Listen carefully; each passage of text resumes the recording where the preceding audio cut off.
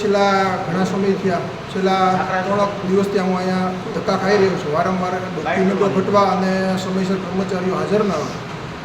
10:30 વાગ્યાનો કચેરીનો સમય હોય તો પણ કર્મચારીઓ અત્યારે સ્થળ ઉપર આવ્યા નથી. અને 5:10નો જે સમય હોય એ સમય પહેલાં પણ જતા રહી છે. અને અરજદારો જ્યારે ગામડેથી 50-100 કિલોમીટર ધરમના ધક્કા ખાવા પડે છે.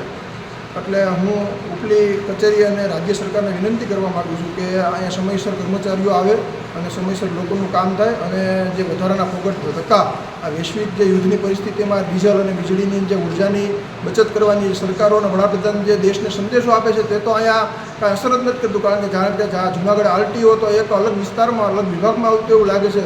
આ પંખાઓ લાઇટો ચાલુ છે અને લોકો ગામડેથી પેટ્રોલ અને ડીઝલ બાળીને અહીંયા આવે છે. 3-4 ધક્કા ખાવા પડે છે.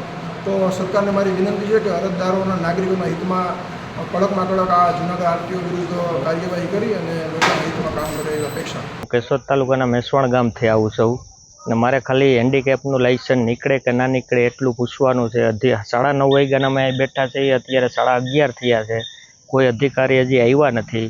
તો અમારી સરકારને એટલી માંગ છે કે મેઇન અધિકારીને એટલું કહેવાનું છે કે ટાઈમસર સાહેબો આવે તો હજી પબ્લિક હેરાન થાય, તડકાની ન થાય. અત્યારે અમારે 45 કિલોમીટર ધોમ તડકાનું એટલું પૂછવા માટે રાહ જોઈને જવાનું રહે. જો અરજદારની વાત કરીએ તો આપણે કદાચ કચેરીમાં જોયું હશે તો એટલા બધા અરજદારો છે નહીં. જેટલા આવે છે આપણે એને બને ત્યાં સુધી પ્રાયોરિટીમાં કામ પૂરું કરવાનું માનવામાં રાખે છે. અને જે તમે કહો છો કે ડિલે આવે છે, એકચ્યુઅલી અત્યારે વસ્તી ગણતરીની બધી કામગીરી સર્વત્ર ચાલુ છે. એમાં અમારો બી મોટા ભાગનો સ્ટાફ રોકાયેલો છે. એટલે એમનું બંને કામ, ઓફિસનું અને બંનેનું કામ પૂરું કરવાનું હોય છે.